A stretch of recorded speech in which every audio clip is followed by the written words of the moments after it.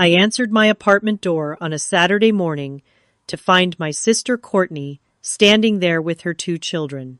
She announced that I wouldn't be attending the wedding next weekend because I wasn't family material and didn't fit the aesthetic she wanted.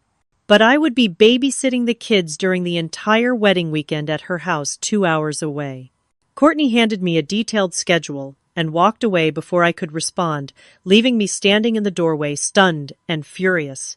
My hands trembled as I stared at the papers she'd shoved into my grip.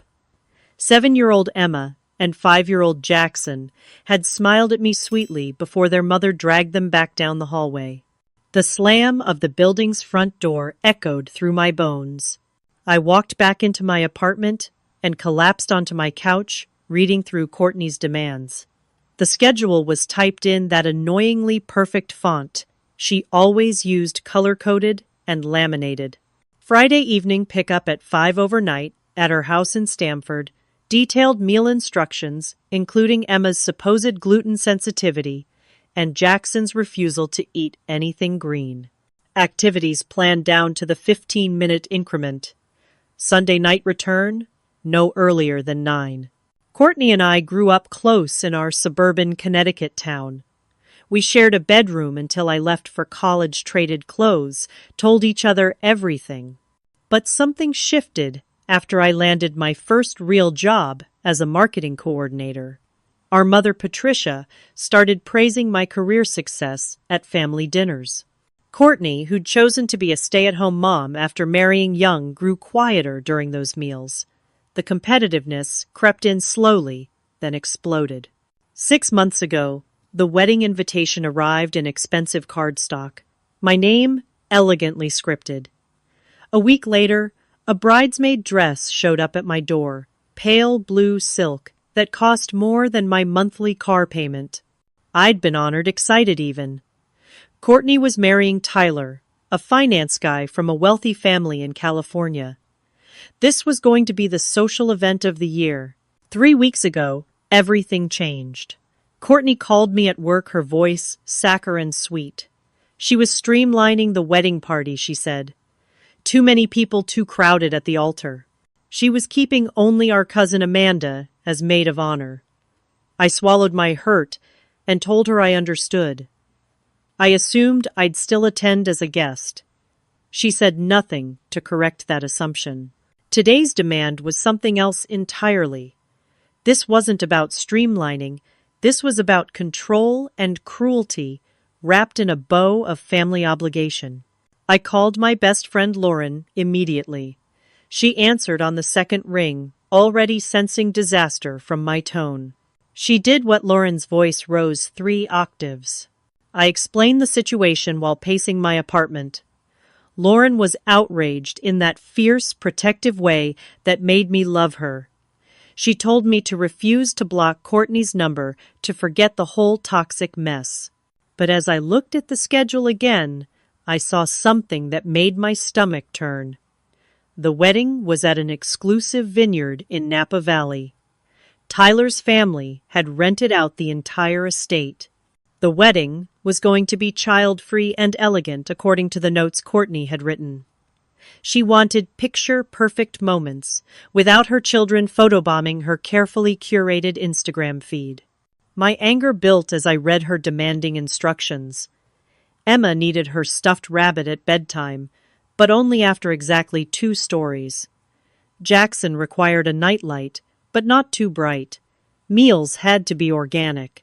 Screen time limited to 1 hour total across the entire weekend. A list of emergency contacts that didn't include me, as if I were just hired help rather than their aunt. I grabbed my phone and texted Courtney, "I won't be babysitting. Find another solution." The response was immediate and explosive. Within 60 seconds of sending that text, my phone started ringing. I watched it buzz on my coffee table, Courtney's name flashing. I didn't answer. Then came the cascade.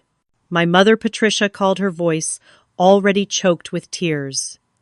"Brooklyn, please don't ruin Courtney's special day. Mom, she uninvited me from the wedding, but expects me to provide free childcare. That's not reasonable." She's overwhelmed with planning. You know how stressful weddings are. Can't you just help your sister this once? I tried to explain the unfairness, the manipulation, the cruelty of it all. Patricia talked over me, her tears turning to frustration. Then she dropped a bomb I wasn't expecting. Courtney said, "If you don't agree, she's going to uninvite the entire family. Your father and I, Marcus, everyone. She'll elope with just Tyler's family there. Is that what you want?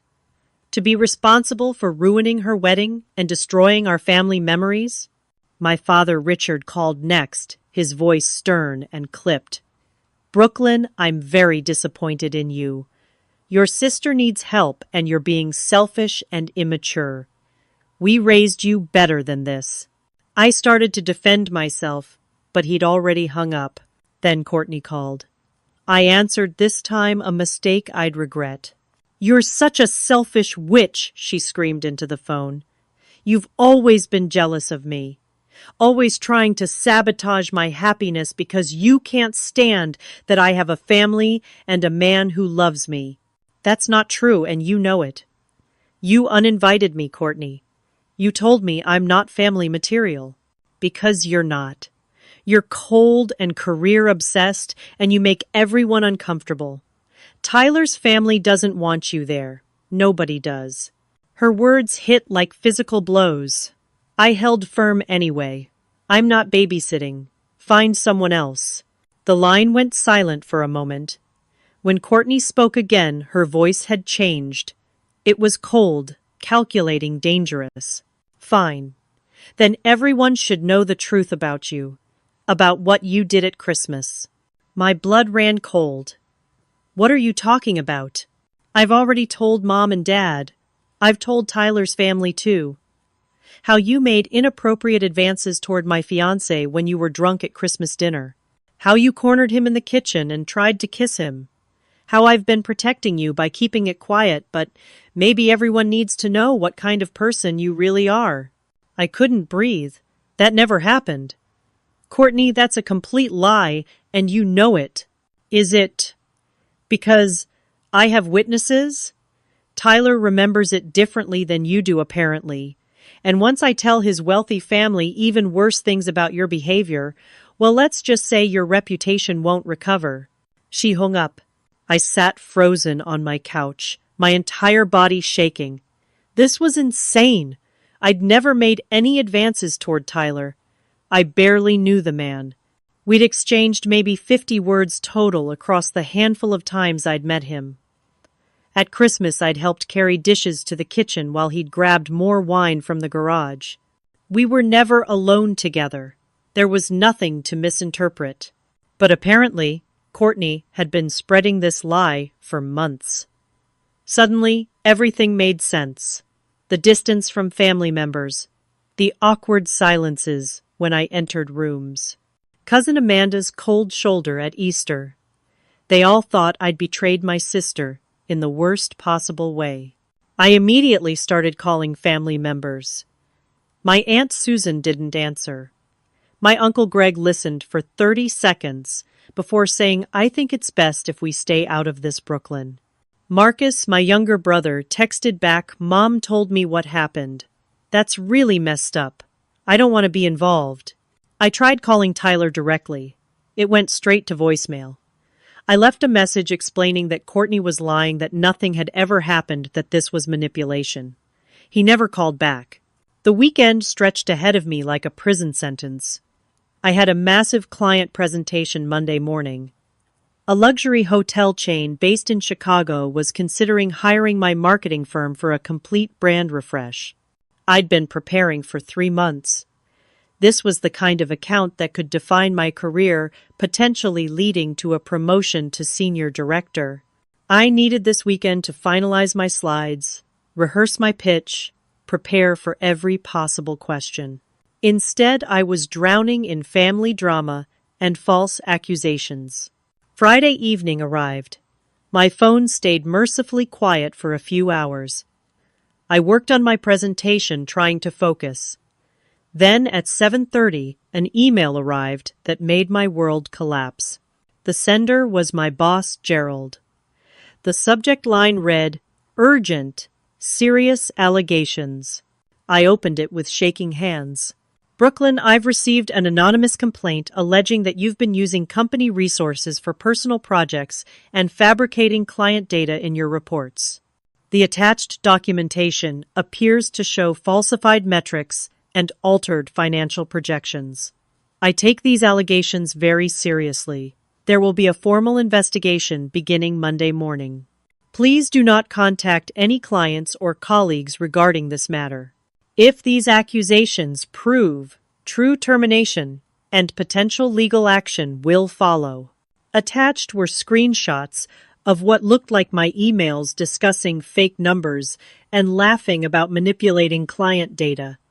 Reports with my name on them showing obviously falsified statistics. Documents I'd never seen before, never created, never even imagined creating. But they had my email signature, my formatting style, my digital signature on the bottom. I knew immediately what had happened. Courtney had somehow accessed my work email, or hired someone who could. The documents were sophisticated fakes, good enough to fool a casual examination. My career was now in jeopardy, along with everything else. I had 48 hours to prove my innocence, while my sister expected me to be watching her children in Stamford. Saturday morning arrived with the weight of inevitability. I'd barely slept, my mind spinning through worst-case scenarios.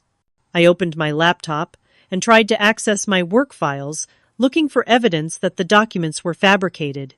My backup files on my personal laptop were corrupted. Every single one.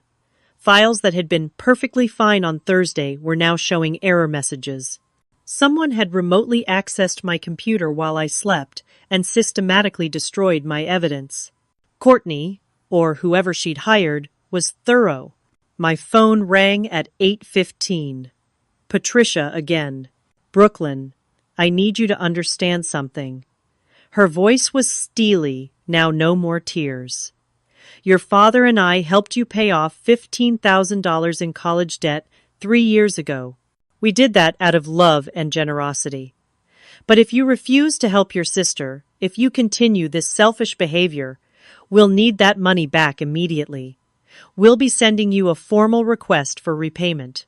"Mom, I don't have $15,000 just sitting around." "Then you should have thought about that before betraying your family." She hung up. Richard called 30 minutes later, with the same message but harsher. "You're dead to me if you don't do this one simple thing for your sister. Dead to me, Brooklyn. Think about that." Marcus sent a text. "Courtney is crying nonstop. She's threatening to cancel the whole wedding. Just babysit the kids." Why is this such a big deal? My social media started exploding around 10 in the morning. Messages from extended family, old high school friends, people I hadn't spoken to in years. Everyone had somehow heard about my supposed advances toward Tyler. The story had spread like wildfire through our community.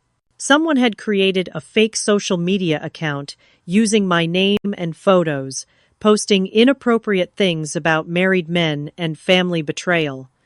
I reported it immediately, but the damage was already done. Screenshots were circulating. People were commenting about how they'd always known I was troubled. I sat alone in my apartment Saturday afternoon, crying until my eyes burned. Everything I'd worked for was crumbling. My family hated me. My career was on the line. My reputation was destroyed. Strangers were sending me hateful messages based on lies. My phone rang. Lauren's name appeared. I found something she said without preamble. "There's a last-minute deal to Maui. 5 days leaving tomorrow morning. $800 for flight and hotel. Brooklyn, I think you need to run. Just get away from this toxic situation and think clearly somewhere beautiful. I have the presentation Monday. Do you really think you're going to save your job with that presentation? They think you're a fraud. Take the time to gather real evidence. Protect your mental health. Please." Something in her voice reached me. I pulled up the travel site she'd sent me. A modest hotel right on the beach, 5 days of peace, 5 days away from the nightmare. I booked it. Then I emailed Gerald with a short message, family emergency. Need to reschedule Monday's presentation. We'll be back in touch Friday. His response was curt noted. I didn't tell anyone in my family where I was going. I simply stopped responding to messages. Saturday night brought a new horror. My apartment building manager called at 9:45. Miss Brooklyn, there's been a situation. Someone reported a gas leak in your apartment. The fire department came and had to break down your door to evacuate the building and search for the leak. There wasn't any gas leak. Someone made a false report. Your door is damaged and your belongings were scattered during the emergency search. You're responsible for the door replacement, which will be $800. I felt sick. Who reported the leak? Anonymous call. But I need you to come deal with this tonight. I drove to my building in a daze. The door hung crookedly on its hinges, splintered wood around the lock. My apartment had been torn apart by firefighters searching for a non-existent leak. Drawers emptied closets, opened everything in disarray. I checked my doorbell camera footage from my phone. The cloud storage showed everything. At 6:30 that evening, Tyler had been at my building. He'd been talking to my neighbor Mrs. Chen, pointing at my apartment door. I couldn't hear what he said, but the timeline matched. 90 minutes after he left, the fire department arrived. Courtney and Tyler had orchestrated this. I couldn't prove it conclusively, but I knew. This was intimidation. This was a warning about what they could do. I packed a bag right there, taking everything important.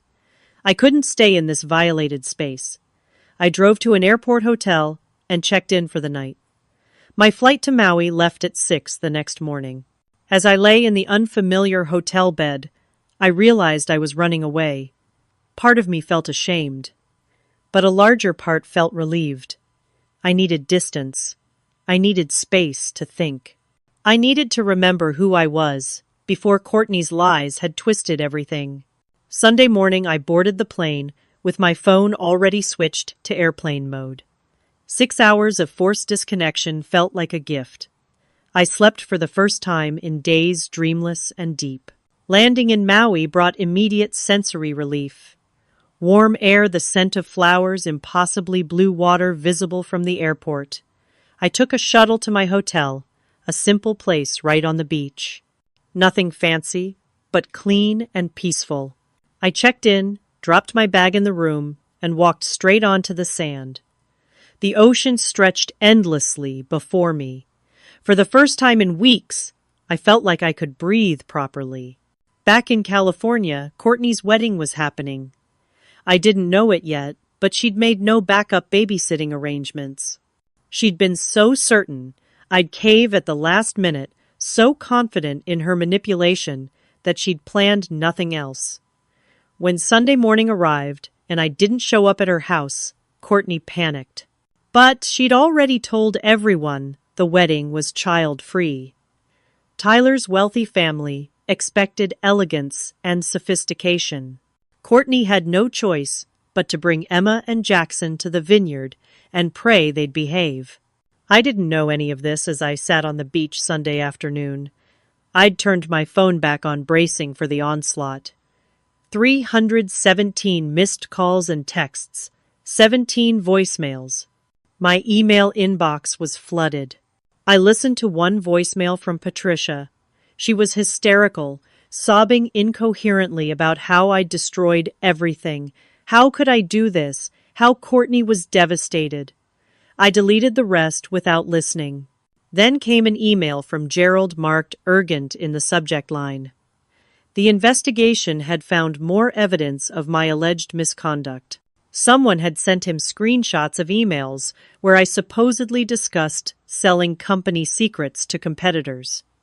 The emails looked real. My writing style, my signature, everything. Gerald's email was final. Based on the evidence, I have no choice but to terminate your employment effective immediately.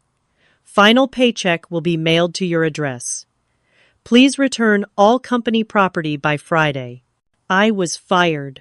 I sat on that beach in paradise and cried until a hotel bartender named Sophia brought me a glass of water and asked if I was okay. Through my tears, I told her everything. This stranger listened to my entire story without judgment. Sophia told me she'd escaped an abusive family situation 5 years ago. She'd left Tennessee with $300 in a backpack, started over in Hawaii, knowing nobody. She said sometimes you have to lose everything to find out who you really are. Her words helped, but they didn't solve anything. Without my job, I couldn't pay my rent. I had about $6,000 in savings. This trip was costing me $1,800. The door repair was $800 more. My parents wanted $15,000 back. The math didn't work. My life was falling apart in slow motion. Monday evening Hawaii time. I finally looked at social media. I'd been avoiding it, afraid of what I'd find. The reality was worse than I'd imagined. Multiple videos had been posted from Courtney's wedding. I watched with morbid fascination as Emma and Jackson ran screaming through the ceremony, knocking over the elaborate flower arrangements. Jackson threw food at guests during the reception. Emma broke an expensive crystal centerpiece. The beautiful vineyard wedding had become chaos. The videos had thousands of views. Comments ranged from sympathetic to mocking. But then I found Courtney's post and my blood turned to ice. She'd written a long statement posted on all her social media accounts. It had already been shared over 10,000 times. This tragedy happened because my sister Brooklyn refused to babysit and sabotaged my wedding by encouraging my children to misbehave. She has always been jealous of me and wanted to ruin my special day.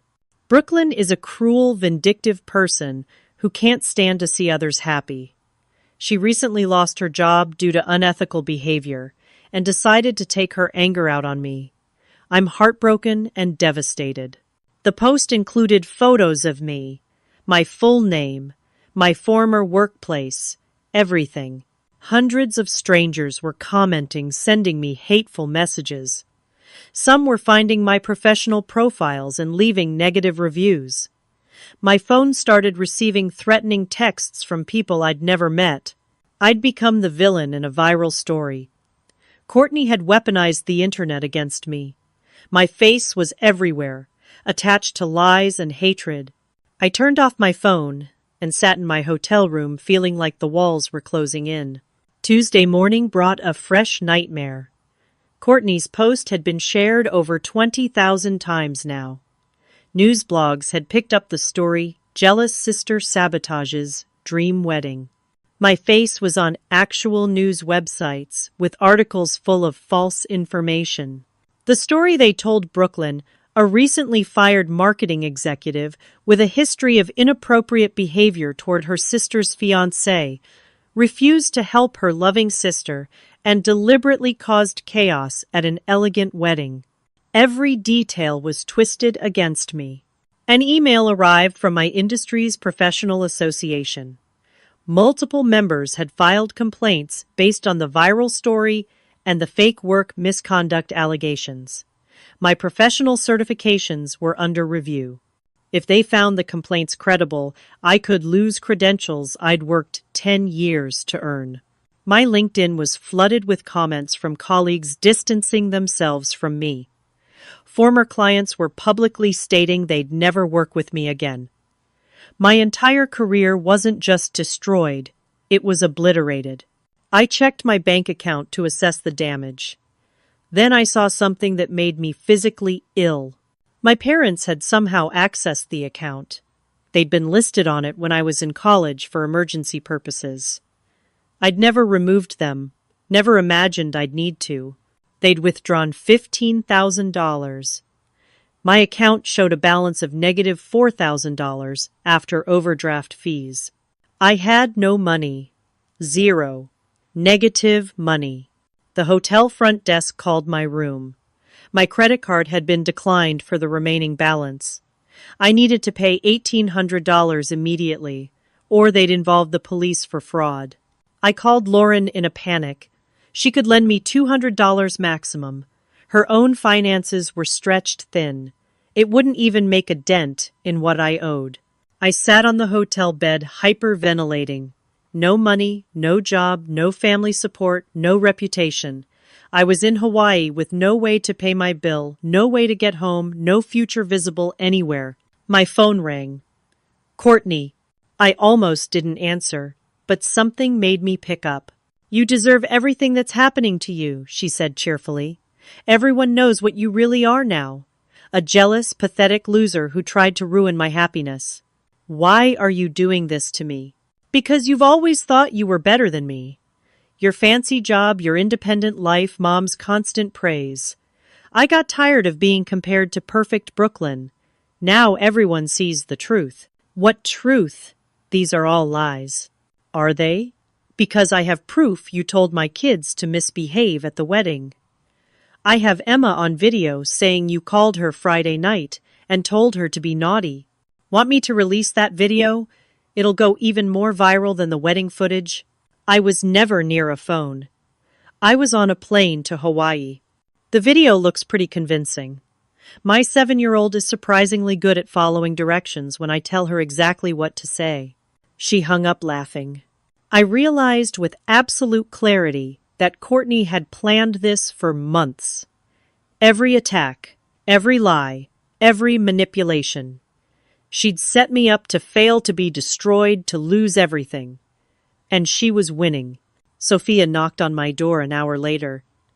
She brought food and sat with me while I cried. I showed her everything. The bank account, the threats, the viral, lies, all of it. You need evidence, Sophia said simply. You know she's lying. There has to be proof somewhere that shows the truth. I thought about what I had. The doorbell footage of Tyler at my building was circumstantial. The fake work emails were sophisticated enough that proving them false would be difficult. Courtney's text about destroying me was on my phone, but it wasn't explicit enough to be damning. I needed something concrete, something undeniable. Sophia's uncle William managed the hotel. He agreed to give me 3 extra days to figure out payment.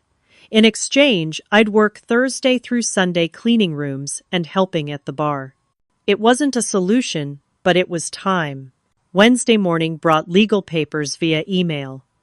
Courtney was suing me for intentional infliction of emotional distress and sabotaging her wedding. She was demanding $50,000 in damages. I had no lawyer, no money for a lawyer, no defense. I was being sued for something I didn't do, with no resources to fight back. Then came an email from Patricia. A group message sent to 30-plus family members. The subject line, Disowning Brooklyn. The email listed every alleged wrong I'd committed. The advances toward Tyler, the refusal to babysit, the supposed encouragement of bad behavior, the disruption of the wedding. Patricia wrote that I was a sociopathic liar who'd destroyed her daughter's happiness. The email ended with a declaration that I was no longer her daughter, that no one should contact me or support me.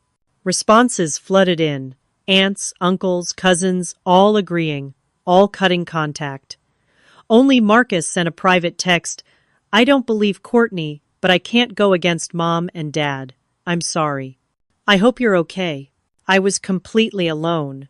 Wednesday night, staring at the ocean from my hotel balcony, I received an anonymous message on social media.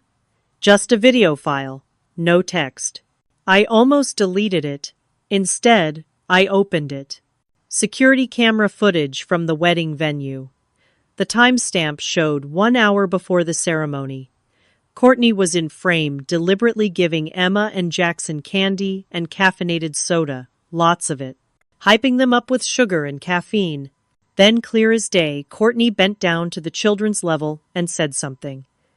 The video had no audio, but I could read her lips.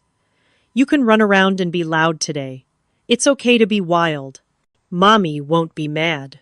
The kids ran off, overstimulated and ready to explode. Courtney stood up, looked directly at the camera, and smiled. A calculated, knowing smile. The anonymous message included text: "I worked at the venue. Courtney paid me $500 to lose this footage. But what she did was wrong. You deserve the truth." I had proof. Real, concrete proof that Courtney had sabotaged her own wedding to frame me. But even with this evidence, I was still fired, still broke, still being sued, still disowned by my family. Having the truth didn't immediately fix anything. I saved the video to 3 different cloud accounts and my phone. Then I finally let myself feel something other than despair. I felt anger. Pure, focused, righteous anger. Courtney wanted to destroy me. Instead, she'd handed me the weapon I needed to fight back.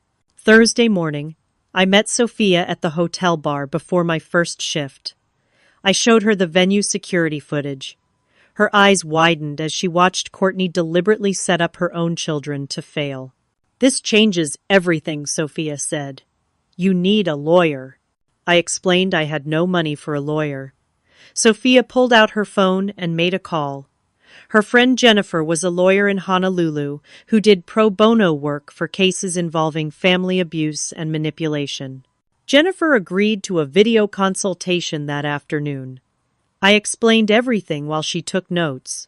She reviewed all my evidence, the security footage, the doorbell video of Tyler, the IT analysis from my colleague James, showing the fake work emails originated from an IP address in Connecticut. "You have a strong case," Jennifer said. "But I need to be honest. This will be brutal and public. Courtney's already made this a social media circus. Fighting back means more exposure, more scrutiny.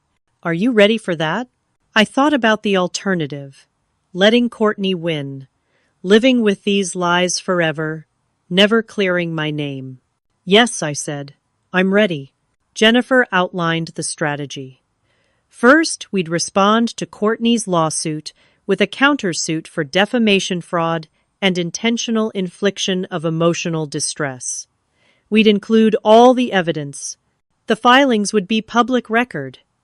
Media outlets that covered the original story might cover this twist too. Second, Jennifer would contact Gerald with the IT evidence showing the work emails were fabricated.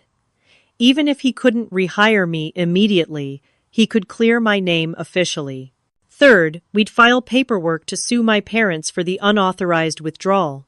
Since they were technically still on my account, it was a civil matter, not criminal. We'd also file for bankruptcy protection to pause Courtney's lawsuit while we built our defense. These were temporary measures, but they gave me breathing room. I spent Thursday afternoon working at the hotel while Jennifer started the legal process. Cleaning rooms was meditative, physical work that had nothing to do with my destroyed life. I scrubbed toilets and changed sheets and felt oddly peaceful. Thursday evening, I decided to write one final email to my parents. I attached all the evidence, the venue video showing Courtney setting up her kids, the IT analysis, proving the work emails were fake, everything. I wrote, "I have proof Courtney orchestrated everything. She sabotaged her own wedding to destroy me. I don't expect you to believe me or apologize, but you should know the truth about your golden child." I sent it and blocked both their numbers. No response came. I didn't expect one. Thursday night, Courtney called from a number I didn't recognize. I answered. "You have something that belongs to me," she hissed. "The video of you setting up your kids that belongs to the truth. If you release that video, I'll claim it's doctored. Tyler's family has money for lawyers, real lawyers. You'll lose everything." "I've already lost everything, Courtney. You made sure of that. But now everyone else will know what you really are." "You're bluffing. You won't release it." "Try me." For the first time in this entire nightmare, I heard fear in her voice. Brooklyn, please, we can work this out. I'll drop the lawsuit. I'll tell Mom and Dad it was a misunderstanding. No. You tried to destroy my life for your ego. Now you get to face the consequences.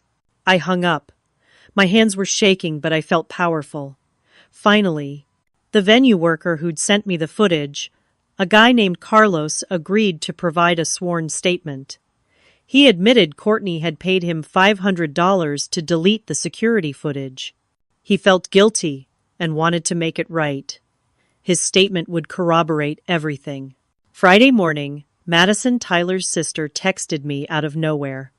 My brother needs to see your evidence. Can I share it with him? I agreed. Madison sent everything to Tyler. An hour later, she texted back. He's devastated. He had no idea Courtney was capable of this. He's talking about calling off the marriage. Friday afternoon, a reporter from a major news outlet contacted me. Someone had tipped them off about the other side of the viral wedding story. They'd seen the evidence. They wanted to do a full piece, Woman Framed, by sister's elaborate wedding sabotage. Jennifer advised me that going public could help my case significantly. It would shift public opinion and put pressure on everyone who'd attacked me. I agreed to the interview. We scheduled it for Friday evening. The article would publish Saturday morning while I flew home. I knew Courtney would retaliate. This was about to get worse before it got better. But I was done running, done hiding, done letting her control the narrative. I was flying home to fight.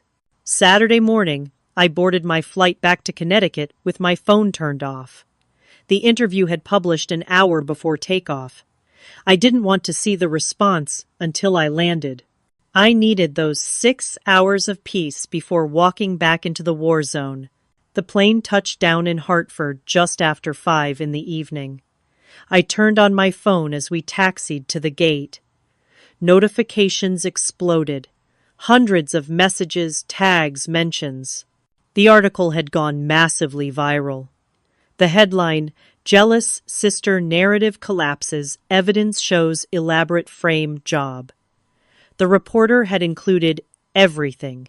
The security footage of Courtney setting up her kids, Carlos's sworn statement about being paid to delete it. The IT analysis proving my work emails were fabricated. Madison's confirmation that Tyler was reconsidering the marriage. Social media had erupted. The same people who'd attacked me days ago were now apologizing or deleting their comments. The story had flipped completely. Now Courtney was the villain, and I was the victim who'd been publicly destroyed. I should have felt vindicated. Instead, I felt exhausted. I took a rideshare to my apartment building. The broken door had been temporarily repaired. I walked into my scattered apartment and started picking up the pieces literally and figuratively. Within an hour, there was pounding on my door. I looked through the peephole. Police officers. My stomach dropped. I opened the door. Ma'am, we have a restraining order request from Courtney Anderson. She's claiming you've been threatening her life. We need to ask you some questions. They showed me screenshots of text messages supposedly from my number saying violent things to Courtney. Graphic threats, detailed descriptions of harm. These aren't from me, I said immediately. My phone records will prove it. These are fake, just like everything else she's fabricated. The officers seemed skeptical, but willing to investigate. I showed them my actual phone, my message history, my call logs.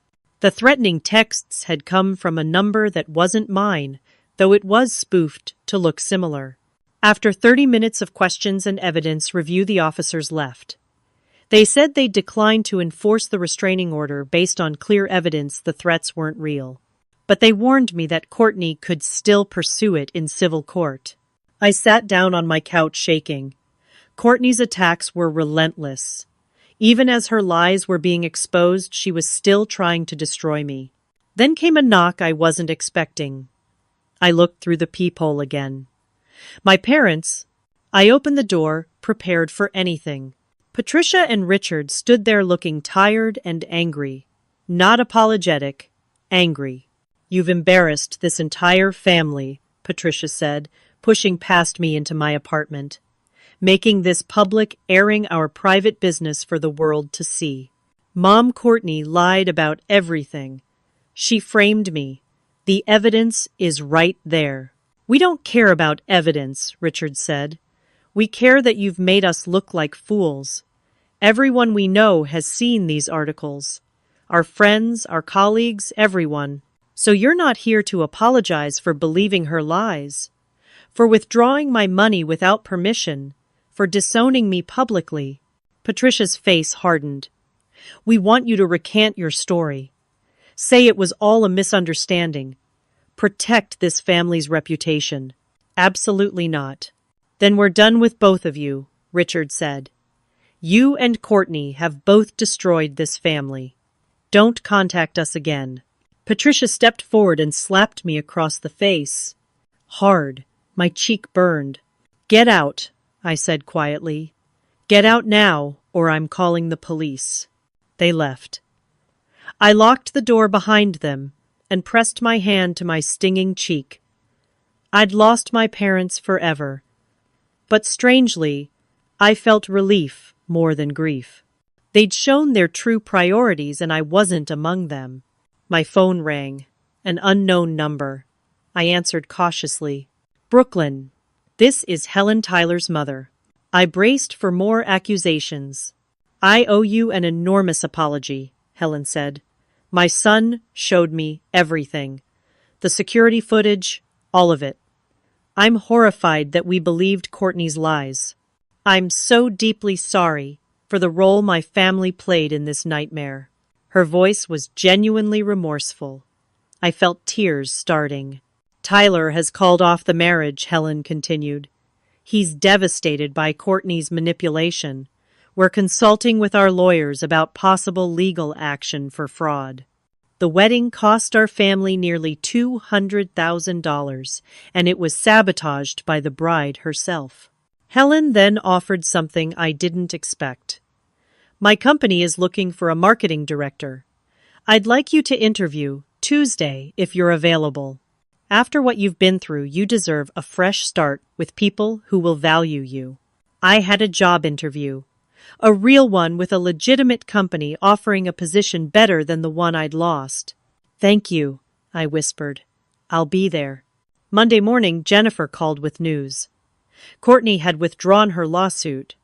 Her lawyer had reviewed the evidence and advised her that pursuing the case would result in her losing badly and owing significant damages.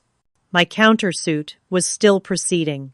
Courtney would likely have to pay my legal fees and damages for defamation. The amount was still being calculated, but it would be substantial enough to cover my losses and then some. My professional association had also cleared my name after reviewing the IT evidence. My certifications were restored. My reputation in the industry was slowly rebuilding as the true story spread. Multiple news outlets had covered the twist in the story. Public opinion had shifted dramatically. Brooklyn was no longer the villain. I was the survivor who'd fought back against elaborate manipulation. A stranger started a GoFundMe to help with my legal fees and recovery costs. Within 3 days, it raised over $30,000 from people who'd followed the story and wanted to help. The kindness of strangers overwhelmed me. I used the money to pay off immediate debts and rebuild my savings. Courtney's social media had gone dark. All her accounts deleted.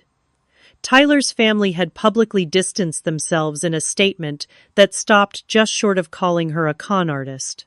The wedding venue had banned Courtney and was suing her for unpaid balances.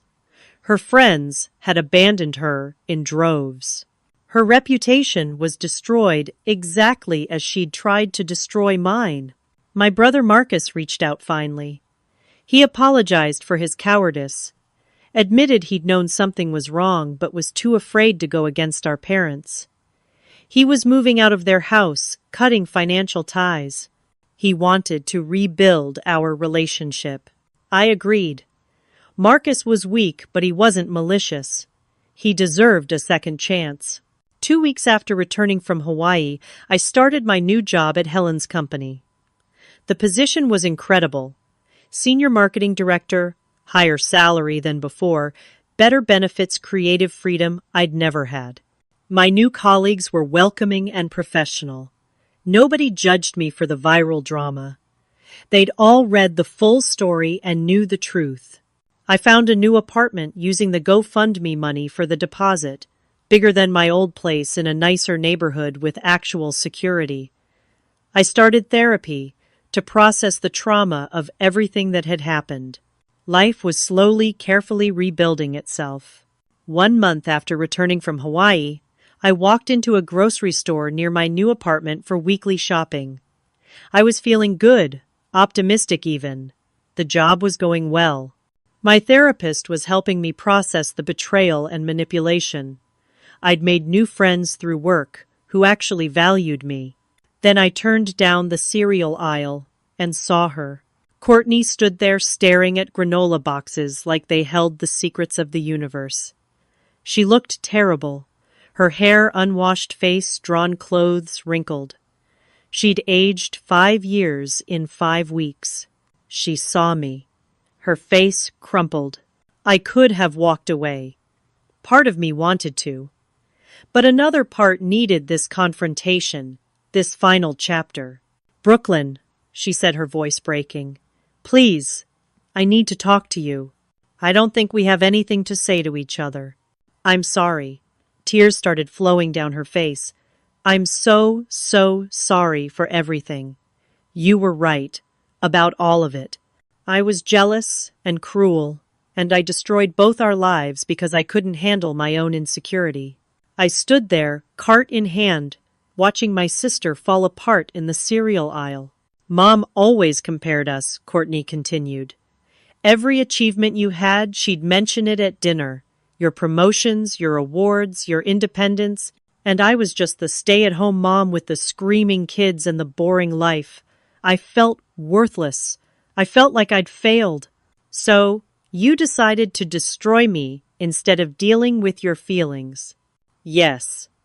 I know how insane that sounds. I needed therapy years ago. I needed to work on myself instead of tearing you down. But I was so consumed by jealousy that I convinced myself you deserved it, that you'd stolen the life I should have had. I never stole anything from you. I worked hard and made different choices. That's not a crime. I know that now. Tyler left me. Mom and Dad won't speak to me. I lost all my friends. I'm living in a rental apartment with my kids working retail because no one else will hire me. My whole life is destroyed, and it's my own fault. She wiped her face with her sleeve mascara streaking. "I don't expect forgiveness," Courtney said. "I don't deserve it. But I wanted you to know that I understand what I did was evil. Calculated and cruel and evil, and I hate myself for it." I looked at this woman who'd shared my childhood, my bedroom, my secrets. The sister who'd once been my best friend before jealousy poisoned everything. "What you did was cruel and calculated," I said quietly. "You destroyed my career, my reputation, my finances. You turned my own family against me. You tried to make the entire world hate me because you couldn't handle your own inadequacy. I lost months of my life to your manipulation. I know, but I hope you get help, Courtney. Real help. Therapy, medication, whatever you need. Not for me, but for your kids. Because they don't deserve to grow up with a mother who's this broken and vindictive. I'm in therapy 3 times a week. It's court mandated for my custody arrangement." "Good. I genuinely hope it helps you become a better person. Do you forgive me?" I thought about that question carefully. Forgiveness felt too big, too generous for what she'd done. "No," I said finally. "I don't forgive you, and I don't want you in my life. The damage you caused was too severe, too intentional. But I don't hate you either. I pity you. I hope you find peace someday, but you need to find it without me." I walked away, leaving her crying in the cereal aisle. It was the last time we spoke. 6 months later, I was thriving. My job had led to a promotion already. I was now director of marketing strategy, leading a team of 12 people. The work was challenging and rewarding. My colleagues had become genuine friends. I'd started dating someone I met through work, a graphic designer named Andrew, who was kind and stable and had zero tolerance for manipulation. We took things slow, building trust carefully. He knew my story and never judged me for it. Marcus visited regularly. Our relationship had grown stronger than it ever was before.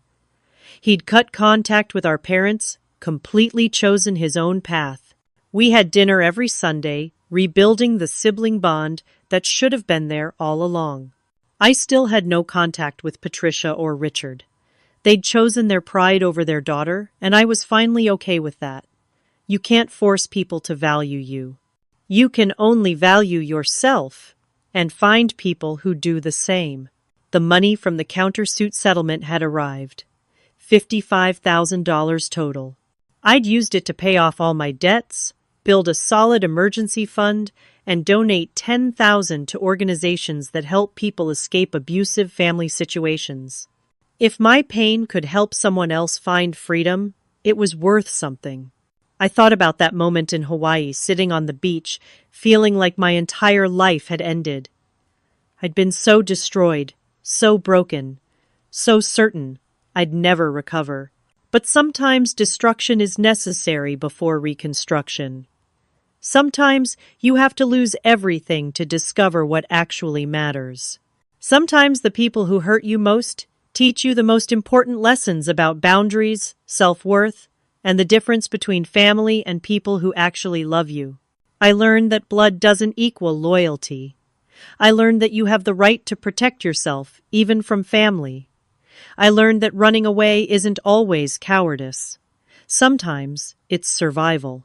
Sometimes you need distance to see clearly. I learned that the truth is powerful, but you have to fight for it. Nobody hands you justice. You have to gather evidence, build your case, and stand up for yourself even when the whole world seems against you. I learned that strangers can be kinder than family.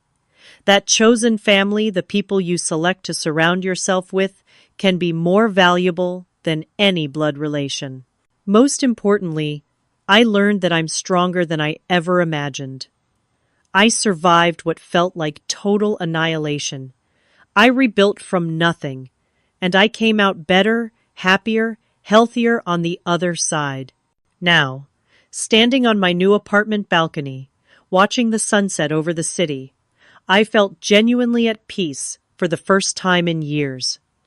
The drama was behind me. The lies were exposed. The truth had won. I was free, finally, completely free. And that freedom was worth everything I'd lost to gain it. So, let me ask you something. Have you ever had to cut ties with family members who were toxic to your well-being? How did you find the strength to protect yourself when everyone around you said you should just forgive and forget? What would you have done in my situation? I'd love to hear your thoughts in the comments below. If this story resonated with you, please hit that like button. It really helps share these important stories with others who might need to hear them. And subscribe to hear more stories about overcoming family betrayal, standing up for yourself, and finding strength when everything falls apart. Share this with anyone who needs to know they're not alone in dealing with toxic family dynamics. Thank you so much for listening to my story. I hope it helps someone out there realize they deserve better than manipulation and lies. You deserve peace, respect, and genuine love. Don't settle for anything less.